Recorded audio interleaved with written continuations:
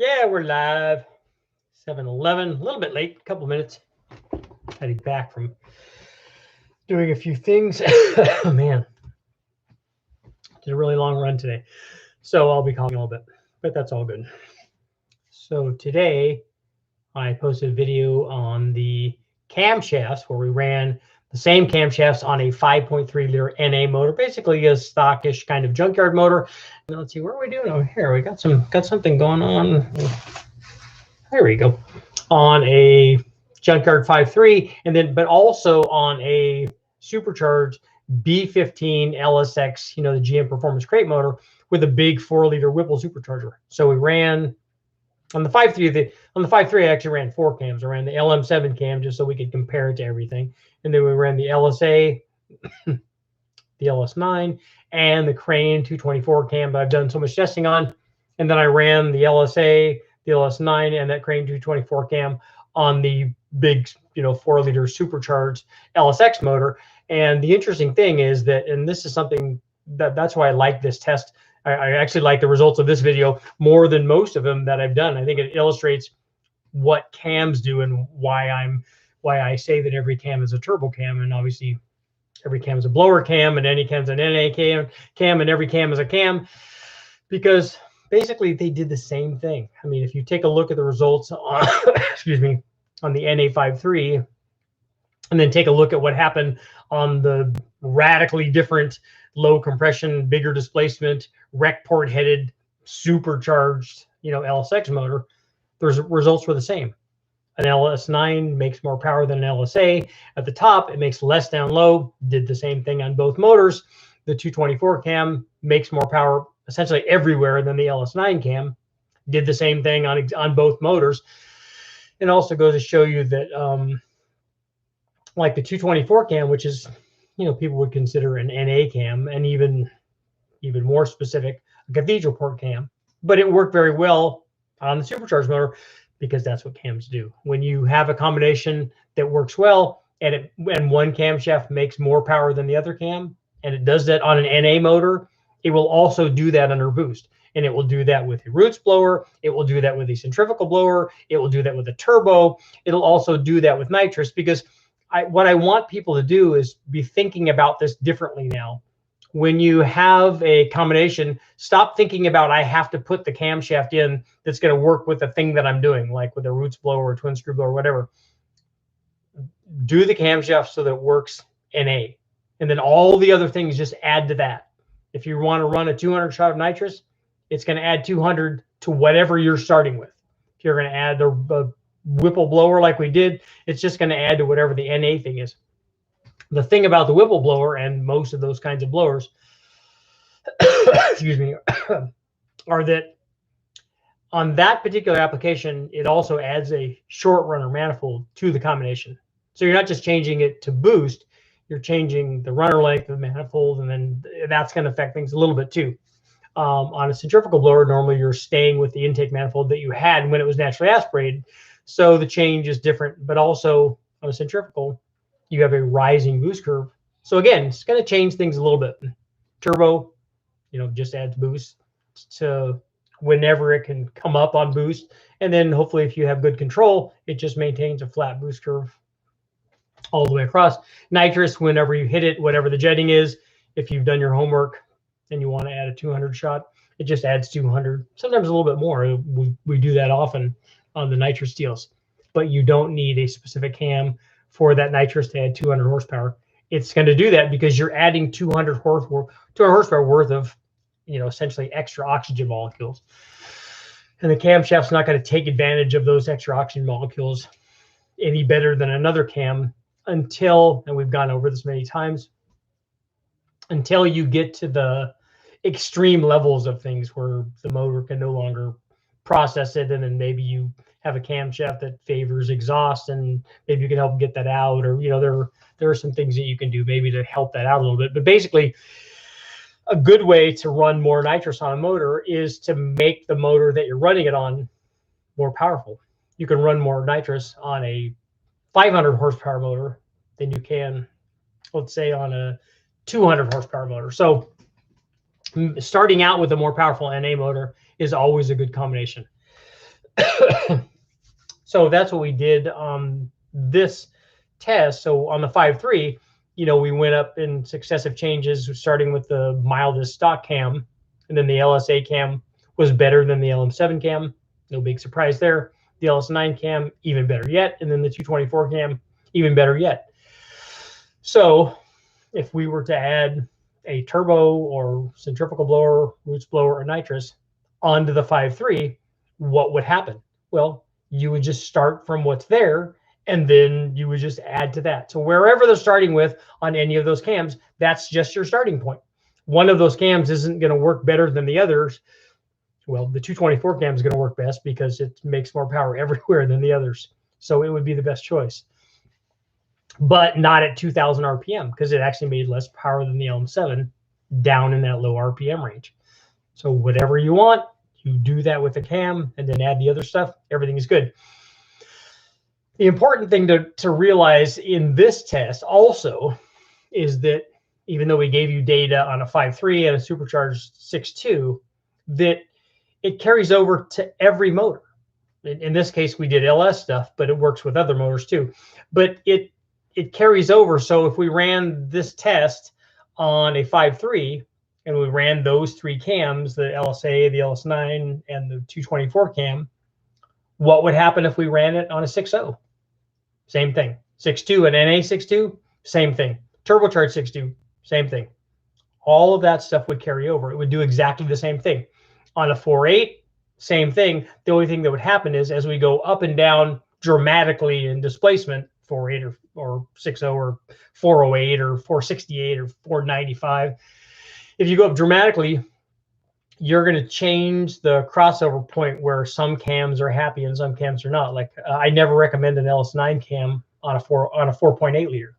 It's just too soft down low, and you don't really get to take advantage of the goodness that it has, you know, on the top end. And you suffer so much down low. And if you're putting a turbo on that, it's going to make the thing not very responsive. So milder cams on the 4.8, but these things would do the same thing. The LS9 would be soft, the LSA a little bit less soft down low. The 224 cam would be better, but even the 224 cam on a 4.8 is going to be, you know, compared to the LM7 cam or the LR4 cam, same cam, those would be a little bit better than the 224 cam as we go down in displacement to a little higher RPM. So there would be a crossover point, and it would change, you know, based on the displacement. But basically, same thing on all the motors. Same thing whether it's boosted, whether it's NA. All of that stuff is carryover. So it all works good. So that's why I was surprised. And this is one of the things that surprises me about YouTube is that in my opinion, this cam shows more, or this video shows more about understanding, helping people understand camshafts and how you apply them than any video that I've done. And yet it was not nearly as popular for some reason as some of the other stuff. And so, you know, you just never know about YouTube and what's going to be exciting and what's not going to be. People really want me to run a cam test where I light everything on fire, I think. But that's part of the deal. So let's see what you guys got going on. Baytown, Texas in the house. Nice. What about a fairly big NA cam using 100 shot of nitrous until the big turbo kicks in? That can definitely work. Upstate New York, Tennessee's in the house. Memphis. Nice. Kentucky, Texas. Nice. Nice here, upstate, close to 70. Yeah, it was beautiful here today. Does high torque numbers at lower RPM equal better spool time for turbos? Yes, anything you do to enhance the low speed power will make the turbo spool much faster. An Oldsmobile 350, that would be cool.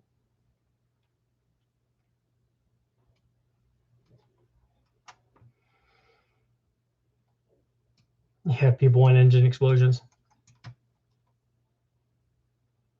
Matt, it's a shelf cam. I don't have the part number for it, but it's an off-the-shelf crane cam.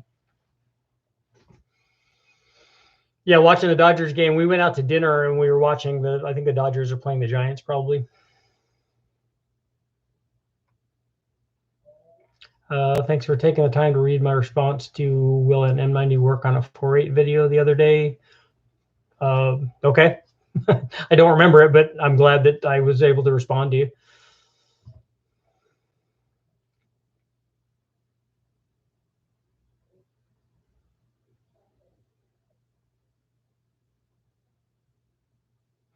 Lewis, a cam for the 5.3. If it's a turbo motor, you're trying to make 800 with a 5.3.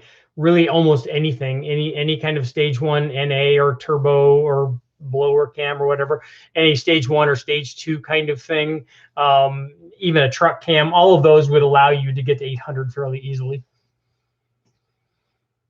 Richard, your videos convinced me to go the fast. It probably is. A cathedral fast, in my opinion, is the best intake manifold available for a cathedral port application below, say, 7,000 RPM. The RPM change is going to come down a little bit as you go up in displacement, but it's really hard to beat the average power production of that intake manifold. The thing is, it is more expensive, though, so you need to do a dual M90. Rocket Surgeons here in time. Our LS7 lifters the go-to for Gen 3s. A lot of guys are using them. I've never done a test where we've compared just lifters. I haven't done any R&D work on an Olds Quad 4 motor. I've only driven them on racetracks. Tell your wife I apologize, Aaron. John's in the house. Can you do a trick flow street burner top end 5.0 with a 100 shot? Well, I've already done half of that. There's a couple of tests I've done with the street burner intake manifold, or the street burner top end with the heads cam and the intake manifold. We did that on a 5 liter, and it went from like 250 up to 375 or 380 or something. And then if you add a 100 shot on top of that, you kind of know what you're going to get.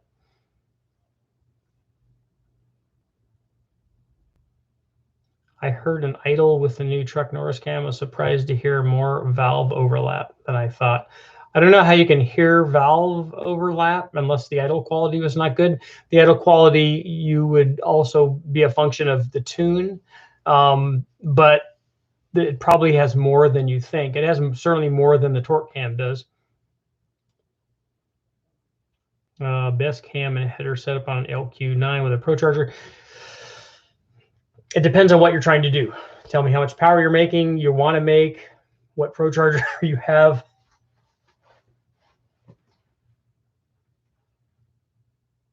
What's the best turbo for a Cutlass here at 4.3 liter diesel? That I probably don't know. A 4.3 liter diesel, I'm not even familiar with that motor in a Cutlass. Donovan, you're going to go with a 5.9. That'll work good. Upstate New York. No, I'm out in California.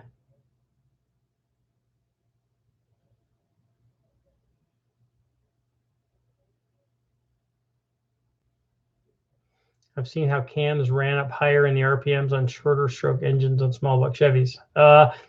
Jeff, I need you to be more specific about what you're saying. Are you comparing multiple cams on the same motor and you've seen how that changes? I don't understand the comment, I guess.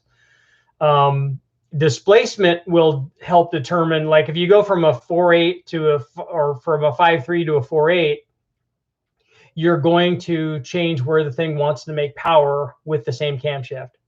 But that's not just because it went down in stroke. If you go from a 6.0 to a 5.3, which has the same stroke, it will also change where the thing wants to make power if you run the same combination on both of those. It's just displacement, really.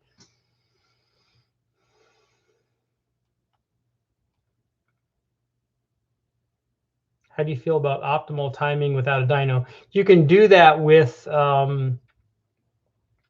you can do that by looking at plugs.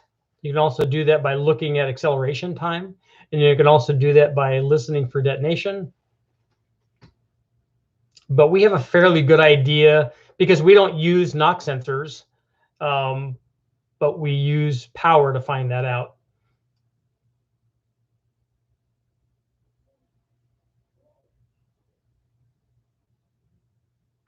Yeah, the street burner stuff is not going to get you 8,000 RPM. It still made peak power at 6,000 or 6,100 or something.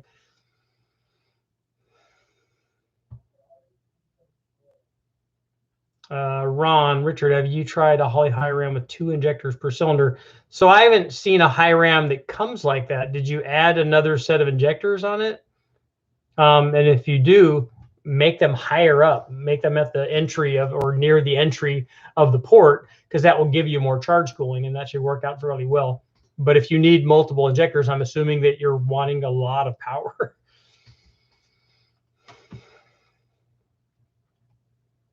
'85 horsepower V6 Fury.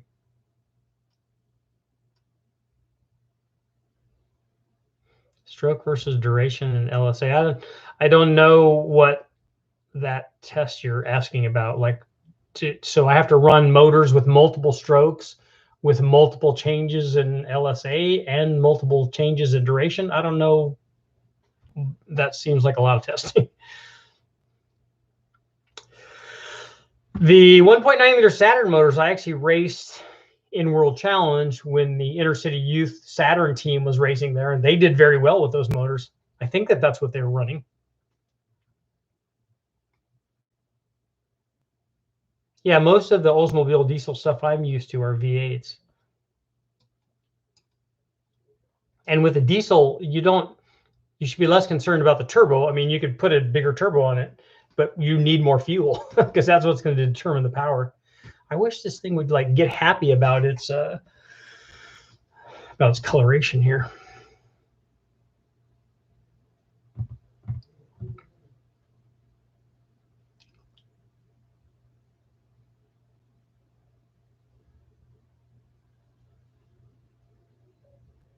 The lower operating temperature can help power. Usually it's the power gains that you get from a lower water temperature are more pronounced down low than they are at the top.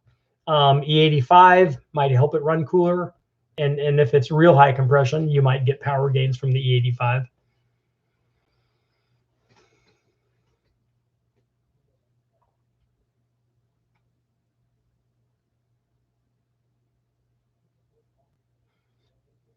What I'm wondering is, what are the effects when increasing the stroke? So increasing the stroke is just increasing the displacement. So we talked about that. If you run the same combination on a bigger motor, it's going to make peak power with the same camshaft earlier. And take a look at the stock video that I have up where I ran the stock 4.8 and the 5.3 and the 6.0, and you can kind of see what they're all doing. But you can do that by changing the stroke, and you can also do that by changing the bore.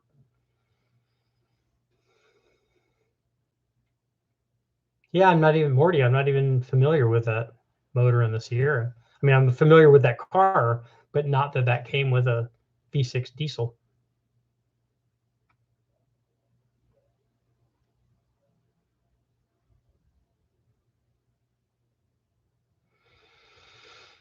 And Tony, if you want to regrind something, talk to the guys at Schneider. They're in San Diego.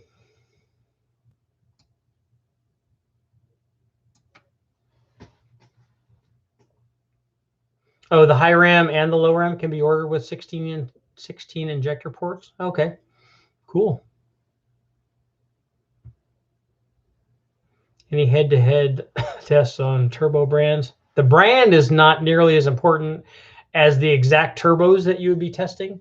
So if you can get the same turbo from them that has the same specs, then you probably would be looking at wheel differences maybe if they source their, because none of those people that I know of, Borg Warner they make their own turbos, but most of the other guys source them from somewhere else, and so you'd be looking at the combinations of where they source them. I have run the Borg Warner versus a VSR, and I think that video is up.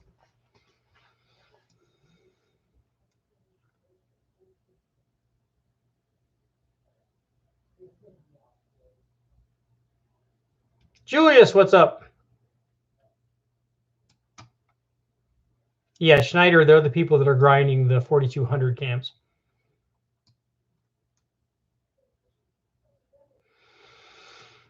Have you ever run manifold spacers? I have, between the heads and the intake manifold. We ran those on when I ran the Cleveland heads on the 400M, because the deck height's quite a bit higher on the 400M. So we ran spacers to run the Cleveland manifolds. Also, the guys from Holly just ran a test on, I think, a high ram and a low ram. And unfortunately, they ran them with LS7 heads and then spacers or adapters to run LS3 manifolds, which probably was maybe not the best idea, but it'll be interesting.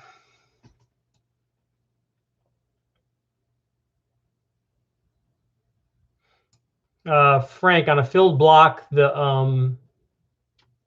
you're still going to want to base the piston to wall on the growth of the piston. So the piston metallurgy is going to determine what the growth rate is.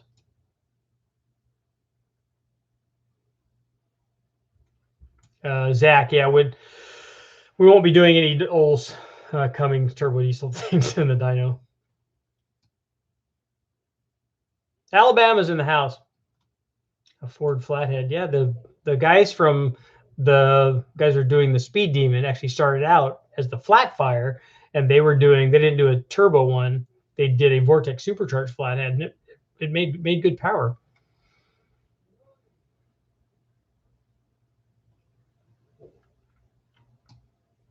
Antonio might be able to do billet sets.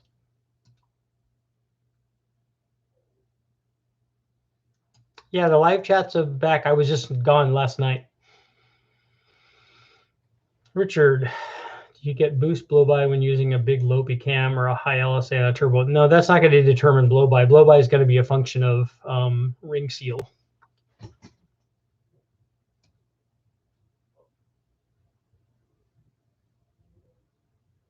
Don't seem to test too many genuine Garrett turbos. I don't have any. I think the only real Garrett turbo I have is a very small T20, I think, a GT20 maybe.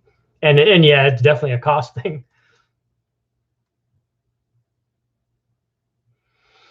Aaron, I'll if you ask, I'll tell you an answer, whether or not it's the right one. Would it be possible to take a turbo and use only the cold side and put a pulley on it and mount like a Pro Charger? That'd be hard to do. And you wouldn't want to do that anyway, because the speed that you'd have to run it at. Then if you did and were successful at doing it, it would be more like a centrifugal supercharger, and that's not what you want. The turbo, using the turbo for a turbo would be a much better choice. I don't rocket. Unfortunately, I don't have any information on manual transmission stuff. Is a crankcase vacuum pump with a carburetor a bad idea? I don't know why the crankcase vacuum pump would be affected by a carburetor or EFI.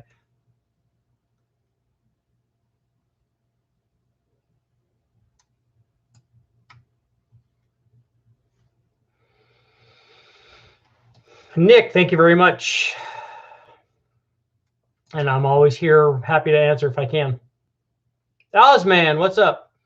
You're a booster horsepower marvel. They should make a comic book. I do. I wish I had superpowers. That would be awesome.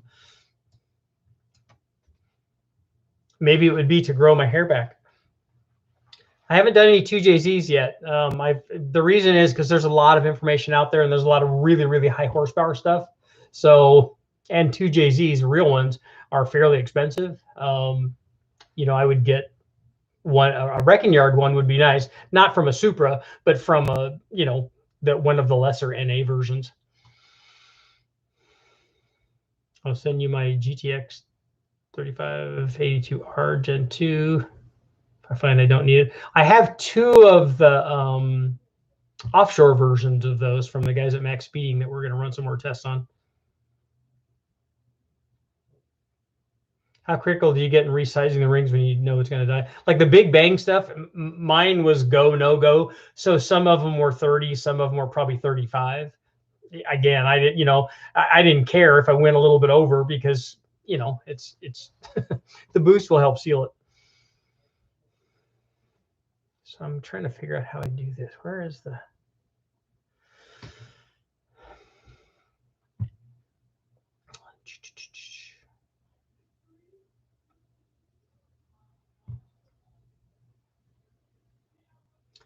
The benefit to running 2 superchargers is that you get twice the flow rate. So if that's what you're trying to do, that's a good idea.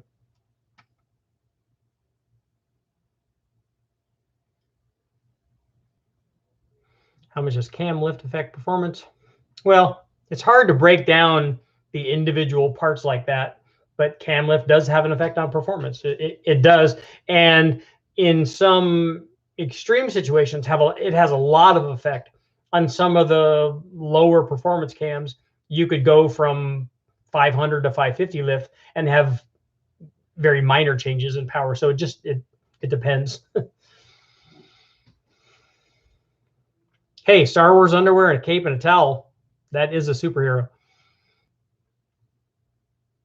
Do you have a preference between Y and BDS in the blower shop when it comes to root superchargers?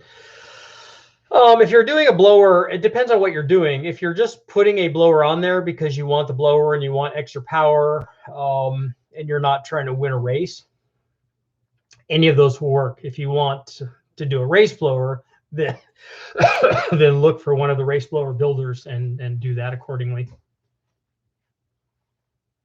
Any recommendations for a budget drop in Ford's LS2 piston and rods? There's lots of stuff out there. Summit Racing has their Pro LS stuff, but everybody has it. Scat has stuff, and JE and Weisco and all those guys. Yes, I do have the SUPERCHARGED Spidey Sense. 600 to 700 on an LQ9. That's pretty easy with boost. Really, that 600 could be just boost on a stock LQ9.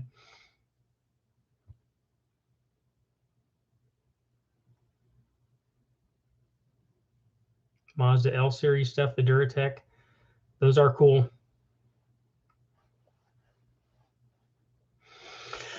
Ron, I don't know anybody that's ceramic coated the inside of the exhaust housing on a turbo.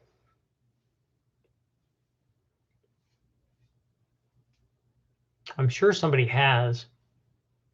I know guys that have extrude honed it, but I've not seen a back-to-back test on that. How do you prevent nitrous backfires? Tuning.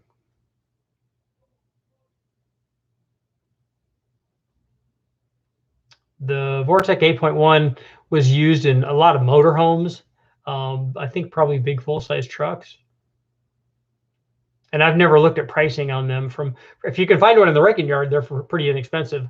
But if you go like to eBay and stuff, they're probably going to be more from these places that pull them out. Yeah, it is very Halloween, right? The back and forth lighting. Outside of heat management, any general tips for keeping stock bottom end, ungap rings, LS motors alive? You just don't know. That's the problem, is that you don't know what gap you have if you've never taken it apart. So if you have one that's 12, it's probably going to break. If you have one that's 20 or 21 or something, that might last a long time, and it may put up with a lot of dumb things. E85, I think, is really good for that.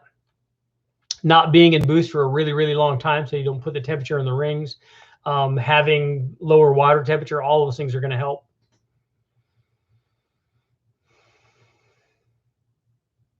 Have you ever tested the barrel style? I have not. I had somebody try one long ago on a, I think it was might have been a Power 9, some kind of centrifugal supercharger, but it turned out to be that it was really small, and it was pretty restrictive.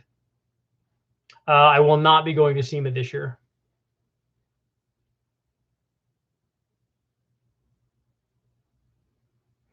Patrick, the lift is not necessarily related to RPM.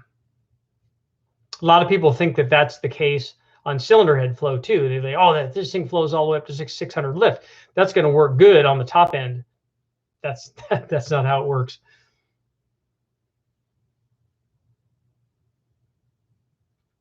would a wet nitrous mitigate backfire? Sometimes if the nitrous arrives way before the fuel does, you can have that kind of problem. You can also have a distribution problem with a wet nitrous kit where the nitrous finds a way into a convoluted manifold like an LS manifold before the fuel does, and then that's a lean misfire. That can also happen.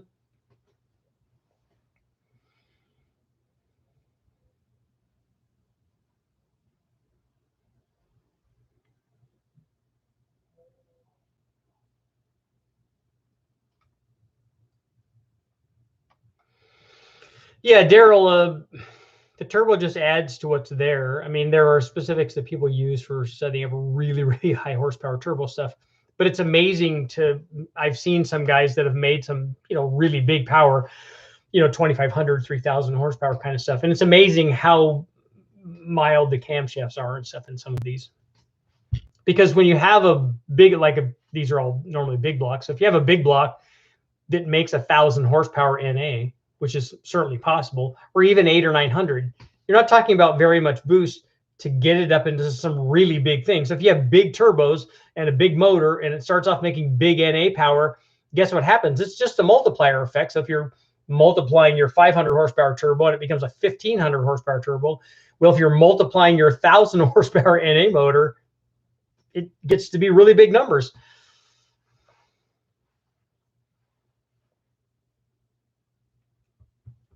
Which LS heads are the best from all the years? I have Alan have lots of videos up on stock LS heads test. If that's what you're looking for, the stock LS head that makes the most power from the factory is the LS3 or LY6, the rec port head.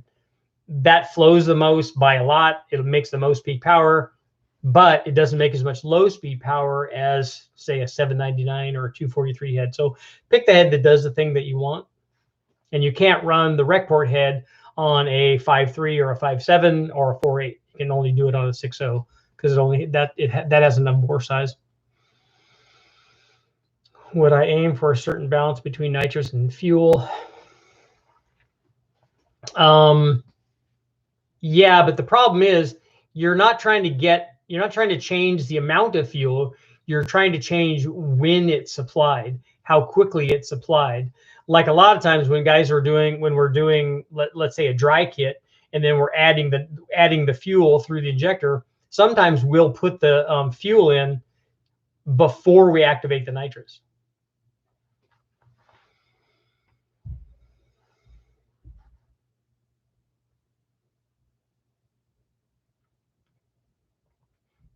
Yeah, if you can do a direct port and not just a single wet fogger, that helps with things too.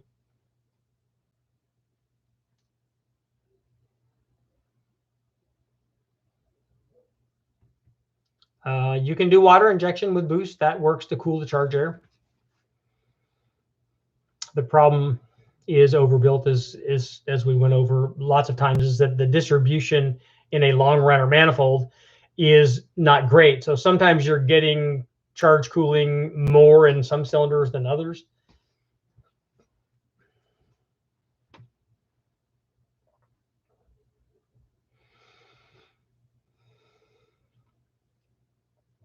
Rob Dom just put his built 4-rotor. Those are kind of cool. 2,000 horsepower. So he's going to spin it up at a lot of engine speed and then with a lot of boost.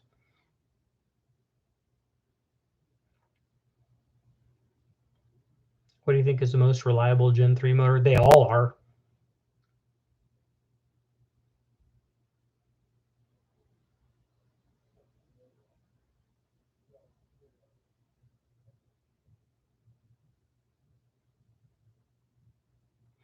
Aaron, I probably won't compare the two manifolds under boost because we saw such a small change in power between the two. I might test them NA at a higher power level and see what they're worth. But we won't see a big change in power with the turbo.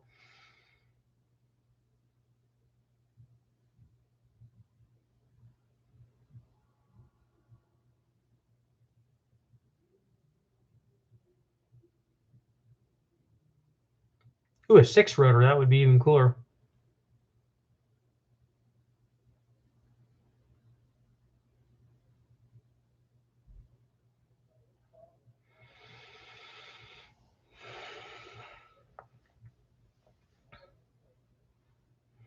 Well, if you want to make more power, you would use JPL. If you want to make more power, you would use the one that has the higher lift, and you'd also use the one that has more intake duration. Because in my opinion, intake duration number is the thing that determines the power output more than the other things.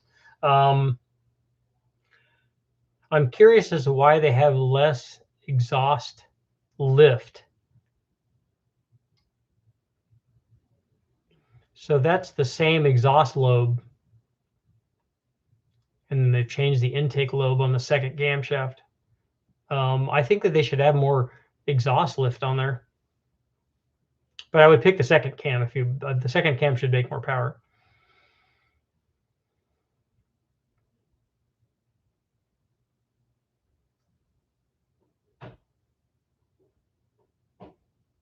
The letter cams have been real popular. People have used them. The thing that I don't like about them is most of them are single pattern cams, and a dual pattern cam, in my opinion, makes better power. I ran way back one of the first big major tests I did. I ran 7 or 8 different camshafts in one day on a 5-liter, and we ran all the letter cams. And then I also ran that the Extreme Energy 274 cam, and that cam makes more power.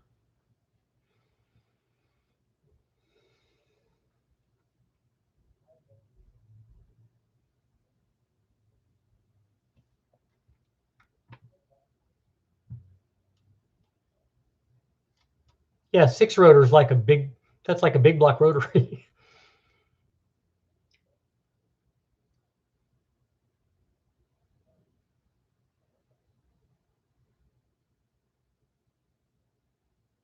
Wheelbase, making 700 on a 4.8 is easy. That's just any kind of cam and boost. I would pick a small one, like a stage 1 truck cam, or maybe that truck Norris cam, and add boost to it. I don't JPL. I don't know if I had the F cam back then. I don't think it was available when we ran those. How good are stock flex fuel injectors for boost? I think that the thing you need to be concerned about is the flow rate of the injector versus the power output that you're trying to do.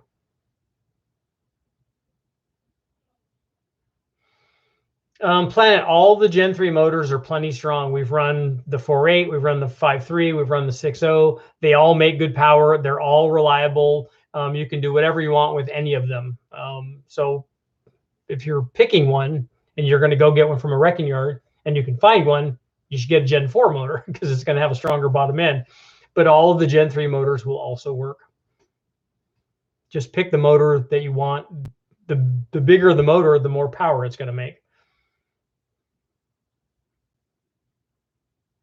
The Trick Flow Stage 2 is almost identical to the Comp 274 cam.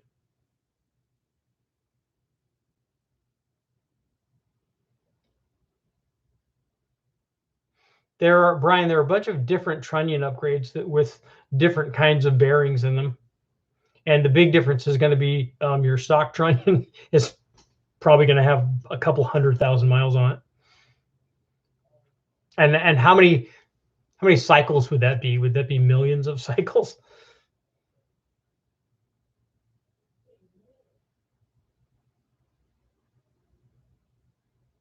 You should put the turbo 2.8 Nissan inline 6 in your 240. I don't have a 2.8. I have a 2.5 RB25.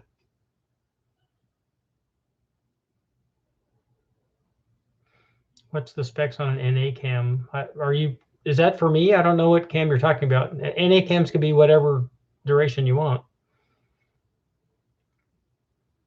I like more of unless you're trying to build low speed torque where you have closer to a single pattern or even a single pattern, like that torque cam from Brian Tooley is a perfect example. Otherwise, I like to see more of a spread for the exhaust.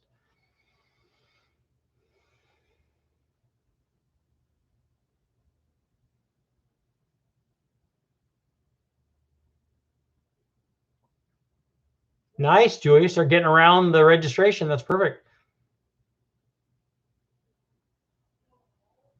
Popeye, it depends on how much power you want. Twins look better. a single, and a lot of times the twin versus single argument is just fitment.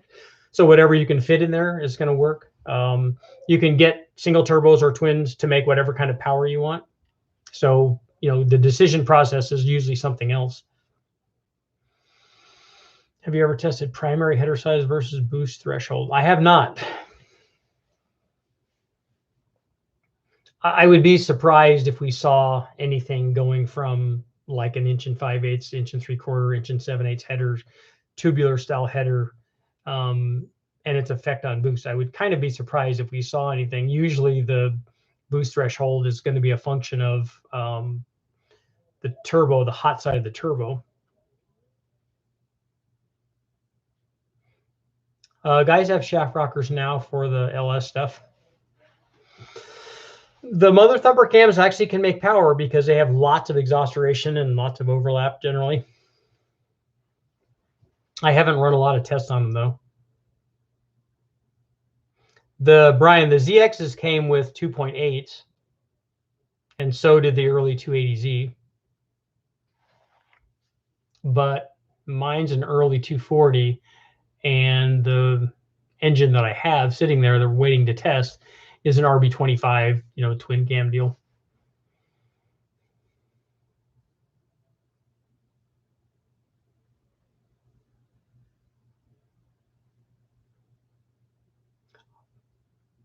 I don't normally run shaft rockers on stuff. Most of the things I run on the LS are just the factory rockers. Wow, Julius, that's big money. I've never tried any of the Speedmaster shaft rockers.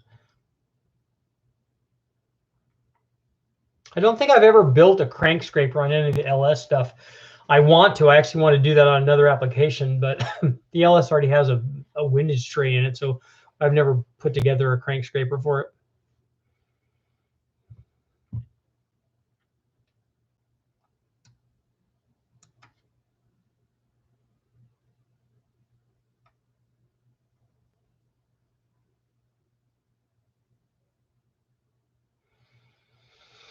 Do you ever intend on testing a 6.2 LT4? I don't have one.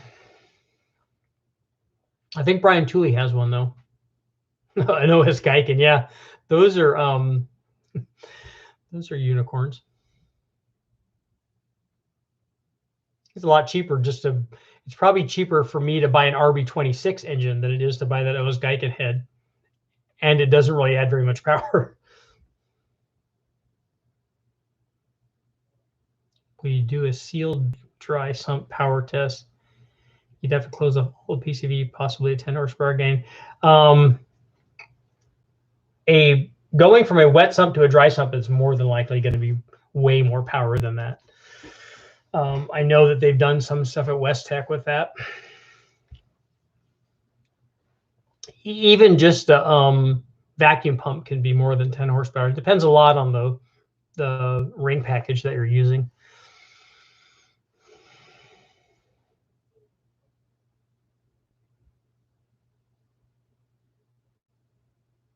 Can you run the big block 454 with twin S480s? I don't have twin S480s, but twin S480s is like 2,200 horsepower with a turbo, and there's no reason to run the 454 that I have with two of those. Just one of those is more than enough for that motor. And there would be almost no back pressure with two of those on a 454.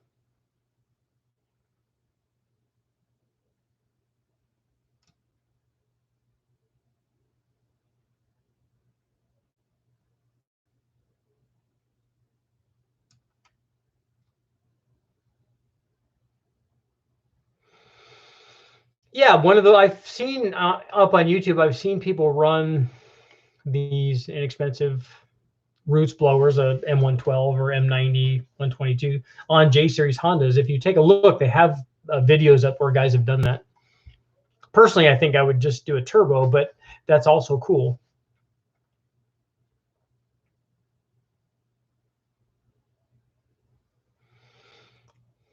A 240 did have a 2.4, and then the 260 had a 2.6, and then the 280 had a 2.8. That's how they named them. But the motor that I have for mine is a RB25.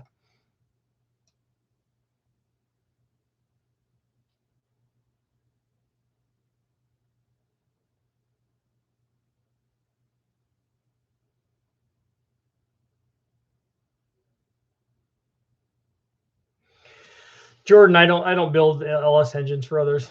Most of the ones I have are from the junkyard anyway.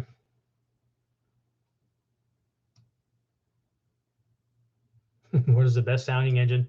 Formula One engines sound pretty good. Can you test the big buck Chevy 454 with twin S480s? No, I won't. I don't have two S480s, and it doesn't need two S480s for us to do what that motor can do.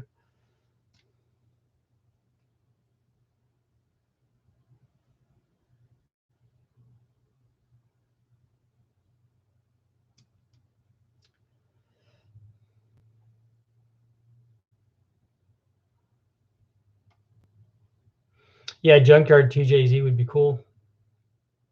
Although most people want me to do the Toyota V8s, though, the 1UZs. Mike just ran your Pontiac at 21 pounds. Nice. The scramble button at 21 goes from 6.8 pounds to 21 pounds. That probably feels pretty good. A crank scraper for the 2.2 is a really good idea.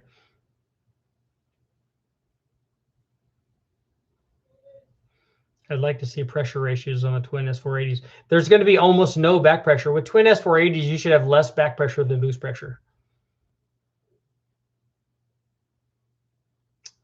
Tips for getting into engine building with the way you do with packages. I've been doing it for a really, really long time. And luckily, I've been able to do the things that I love. But you just have to get started, get an engine, go to the wrecking yard, get an engine, learn how to put it together. Would you ever run a VG30? We don't have a way to run that. I don't know what the bell housing is. I don't know what the crank signal is.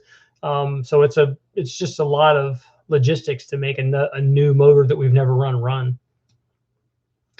Yeah, I agree. The 2.2 needs a crank scraper. It also needs, in my opinion, it also needs a windage tray.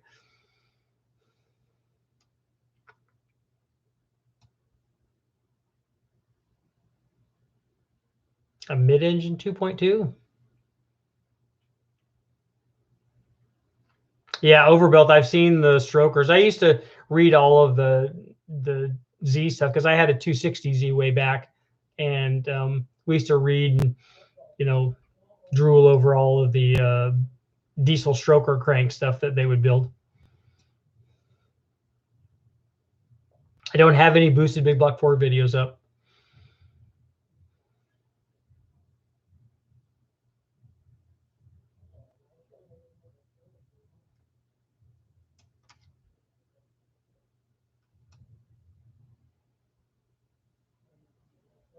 B29, B12 Merlin. 4 pattern cams have been tested. I didn't test them. I think Steve tested them at West Tech. I raced against the Consigliers. That was way back.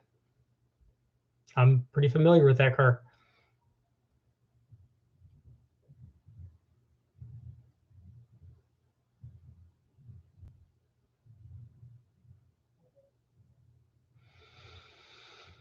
KM, there's a lot of stuff that will work. Big bang, big blocks, I agree. Gas port rings on a 6.0 street engine. I don't think it's necessary.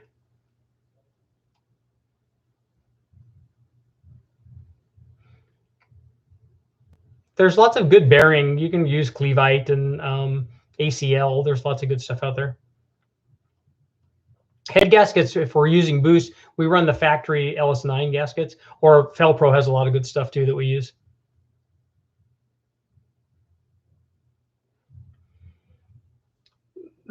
John, mine is a 1971 240.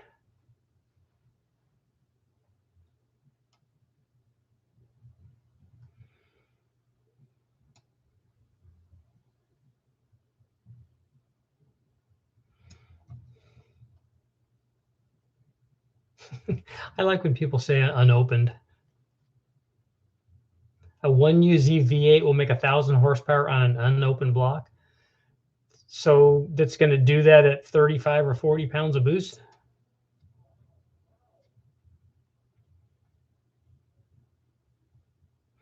I haven't done anything with a VK56 either. People have been asking about that V8 as well, the Nissan.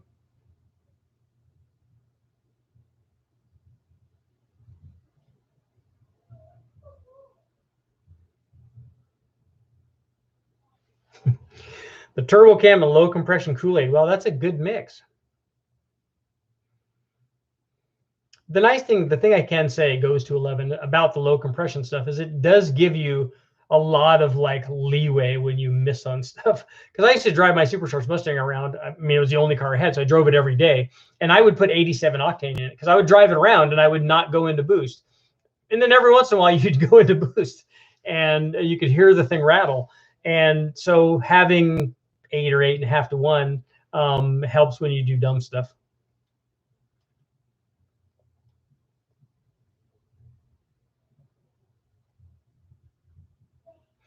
Yeah, if you played with a micro squirt, that's good.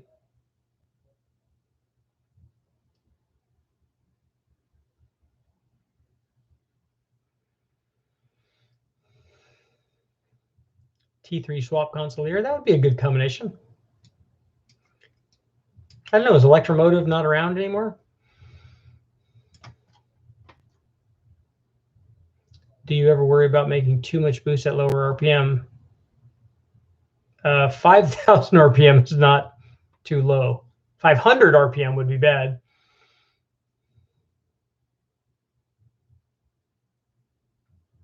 Snafu, a K24, I think at a 620 Datsun would be good.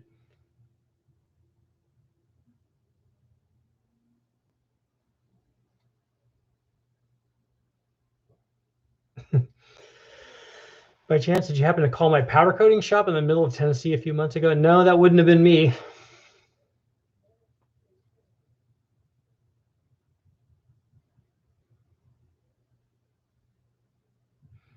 Paul, I haven't yet done boost versus RPM control, so we haven't ever ramped it in. When we ramp it in, it's because of the way that we've sized the turbos versus the NA power output, and also the way that the dyno works.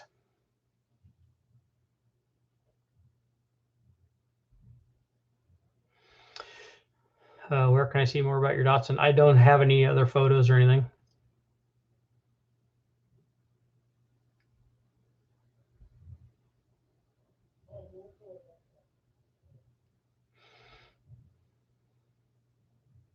Yeah, Juice, it seemed like a lot of power for no other mods.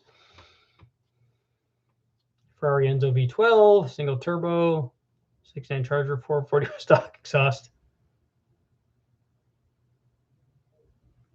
The Enzo sounds good, but I kind of like the and also the flat crank V8s sound really good. There's lots of cool stuff.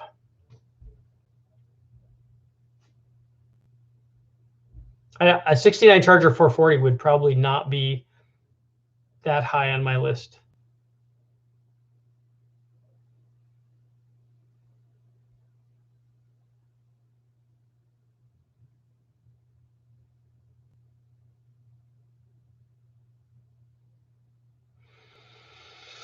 GT45 on a 360, you're not going to want a lot of camshaft in it because it's going to be, you're going to have to worry about back pressure on a GT45 on a 360. But anything small, anything 220 degrees or less at 50 on the intake.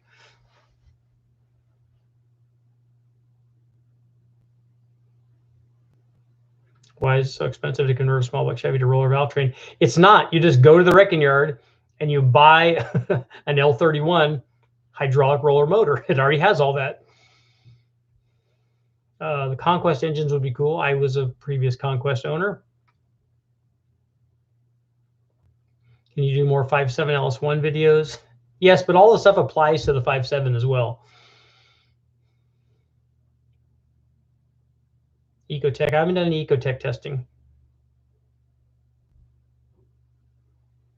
My 260 was originally a 4-speed, and then we swapped a 5-speed into it. Best lift and duration for an NA4.6 2-valve. I would pick. I always like the smaller cam, the 262 comp cam for the 2-valve stuff.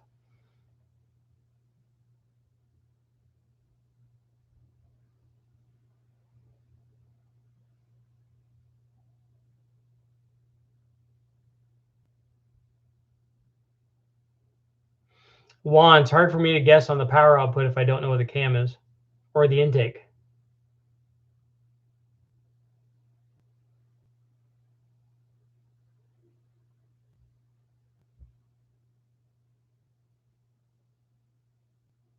18 to 20 seems a little low.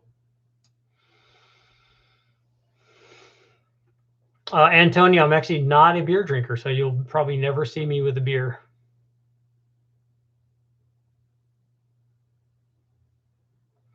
Try going up in your oil viscosity.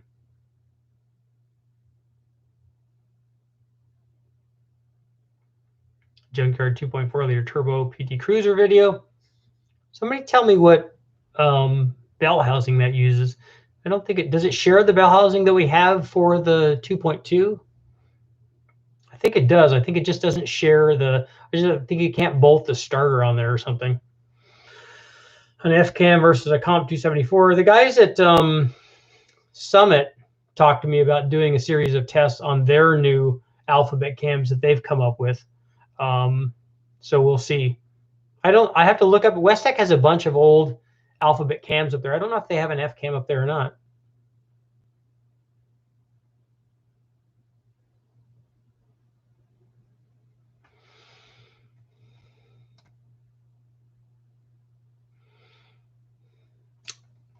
Yeah, it won't be a beer. It would be something else.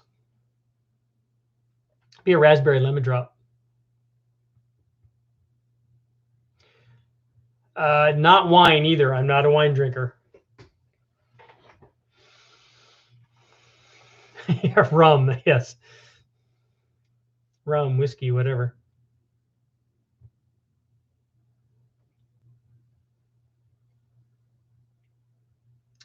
One, you have an LSXR. And so how much power are you trying to make?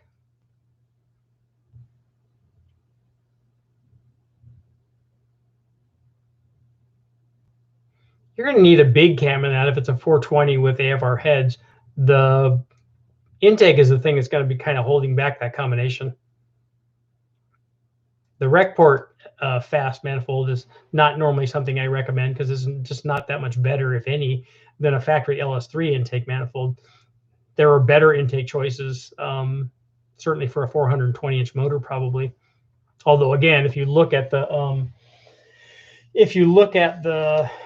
LS3 intake test, the stock manifold works really good up to 62 or 300 or whatever. And then the other manifolds, like single planes and stuff, can be better beyond that.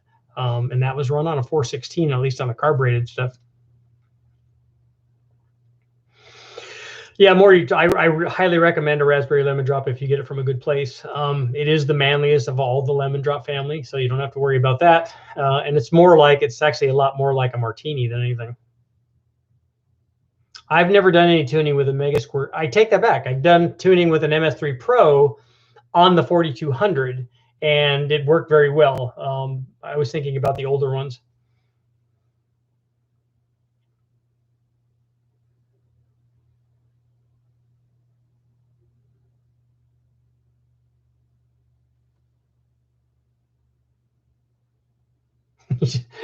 Just drink whatever you have from your right boot.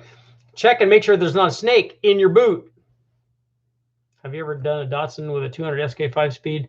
I had one in my 72 Ford or 510. I do like 510s as well. Took me a while to get used to the shift pattern. Is the shift pattern different on the 200 SK?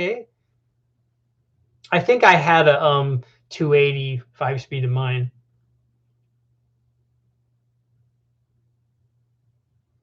Yeah, raspberry lemon drop's different than a regular one. Why is the fast LS manifold head and shoulders better than most challengers? It is on the cathedral port application, and it's designed very well. The original fast was designed by Keith Wilson, so he's a pretty sharp guy, and it just has the best combination of runner length and entry and taper and cross section. How about a cam for a twin screw Magnum with the 3500 non-lockup? Would you use more intake duration than the turbo? I don't know. What are you trying to do? Are you trying to make the same power? Usually for a twin screw, I would run a little bit bigger cam than I would on a turbo. Overbuilt, my kind of guy. You want to buy a Yugo. That's perfect. I would love to have one of those that was still running, or a Festiva would be also a good one.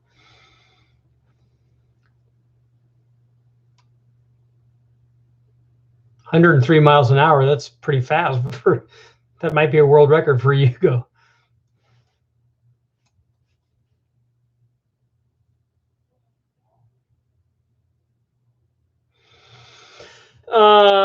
Hoons, you have a big stage 3 street heat NA cam in your 5.3. I don't know what a street heat NA cam is, but what you need to look for is the bigger the cam, the softer it's going to be down low. So turbo response is not going to be great. If you only have a turbo on it that's going to make 700 horsepower, you don't need a cam like that. You need a much smaller cam, because the turbo is going to dictate the power output. The ultimate power output, as much as you can make, is going to be whatever that turbo can give you. So now what you want to do is work on the rest of the curve. A smaller cam will allow that turbo to come up sooner than the bigger cam will. And it's that way even with a 1,000 horsepower turbo. The 1,000 horsepower turbo is still going to dictate what the power output of that combination is, regardless of what camshaft you have in it. And you can make everything that turbo has to offer with a smaller cam. So there's no downside to going to a smaller cam. You can use your bigger cam. You'll just have softer spool up and less low speed power. What is the stock cam profile on an 03 4.8 liter? That's probably still an LR4, and so it's exactly the same as that 5.3. It's like a 190, 191 kind of thing, and it's 450 or 460 lift.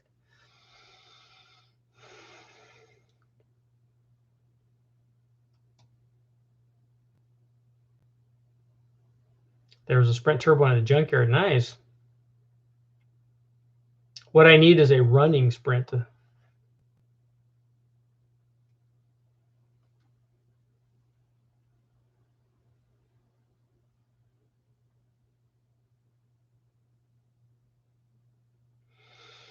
Yeah, John, I'm not really a tuner, so I don't take advantage of all of the things that all of these different ECUs have to offer, like the Holley Dominator and all that stuff. If it gives me the air fuel that I want and the timing that I want, and in this case on the MS3 Pro, the cam timing that I want, then that's really all I'm looking for.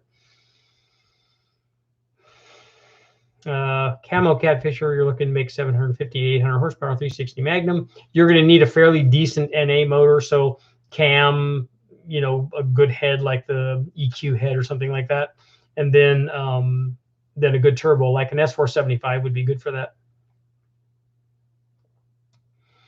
A Dorman LS2 intake is $1,000. They should be sending me checks for that, because I'm probably the reason for that.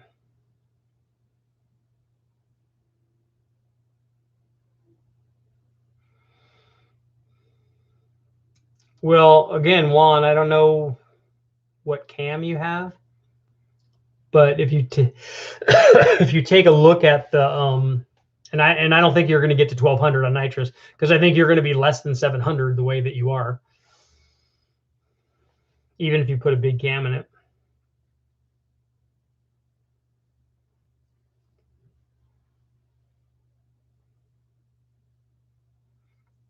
Yeah, 36-pound injectors are enough to feed on an NA motor. Are enough to feed 576 horsepower. So BTR stage 2 truck cam. Yeah, you're still below that range. You'll be fine.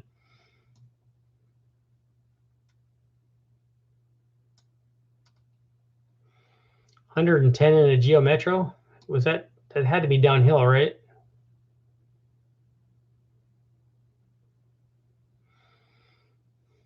Oh, you did the grassroots challenge deal for Festiva. That's cool.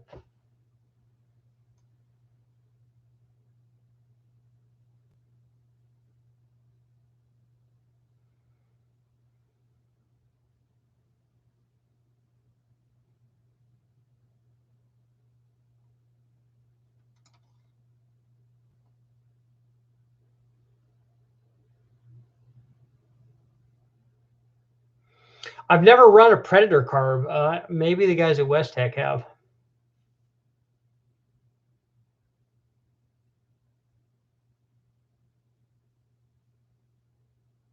So Sprints and Spirits are obviously different cars.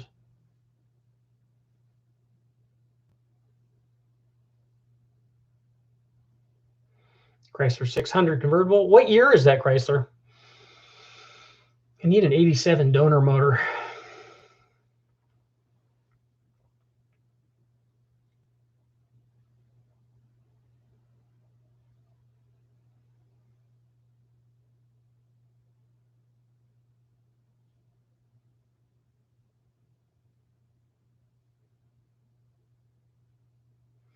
Six, yeah. Well, welcome, Sean. And I got 2 more minutes and I got to get going.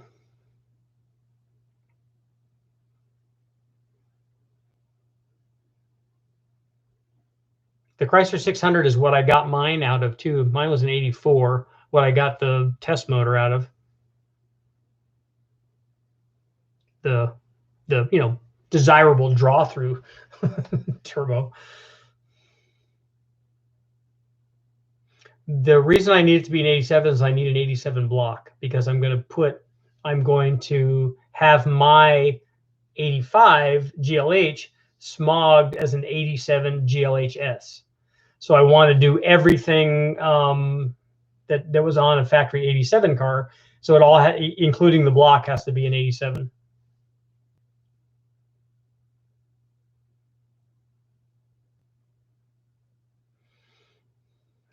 Ring gap, we do a 7/1000 per inch of bore.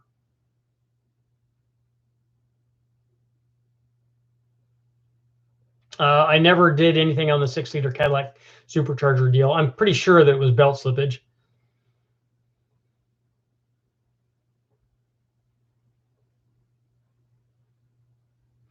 Yeah, or send me a email also. I just want to have it smogged and legal, and I've never gone through that process of going through the referee station. So Mark Sanchez is going to help me do all that. I just thought it'd be good information for people to show that you can still kind of get this stuff done. I know that the motors are the same, but the block has a year designation on it, and that's something that they probably would check.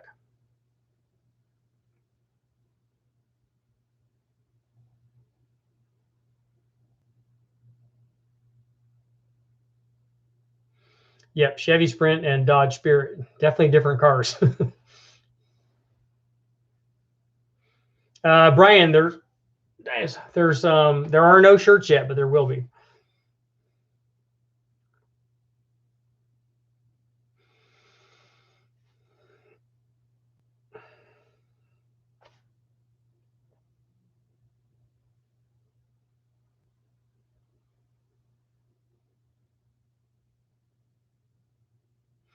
I don't know that it does. I don't know that they'll check that, but if they do, if they want the thing to be an 87, basically you're swapping in the 87 everything. You have to do the intercooler, the air box to the tubing, all of that stuff has to be there, and then it has to be.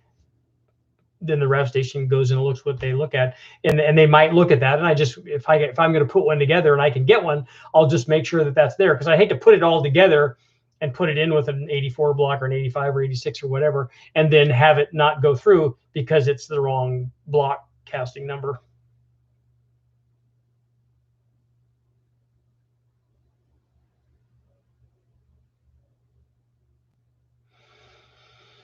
Well, Rocket, I understand that, but that's speculation on everybody's part right now.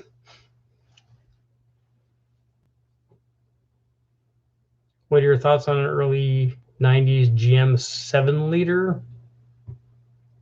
So are you talking about a GM 7.4 liter? Like a 454? Yeah, the Spectrum was another little turbo motor.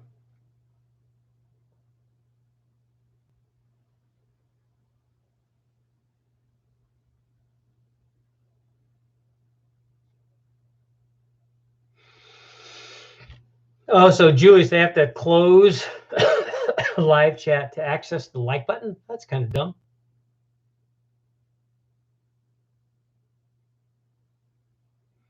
What is the 7-liter out of, Jody?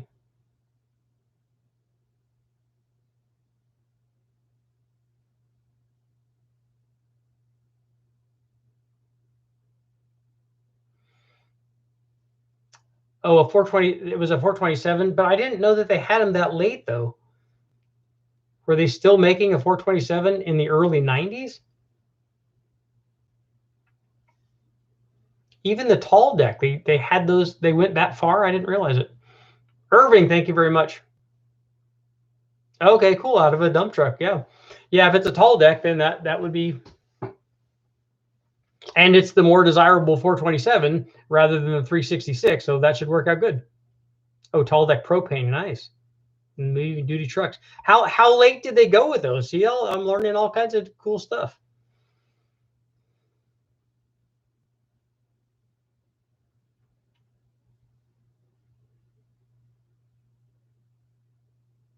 Oh, the U-Haul trucks. Oh, cool. All right, guys, I got to call it a night. Thank you all for showing up. Thank you, everybody, for helping out. If anybody comes across an 87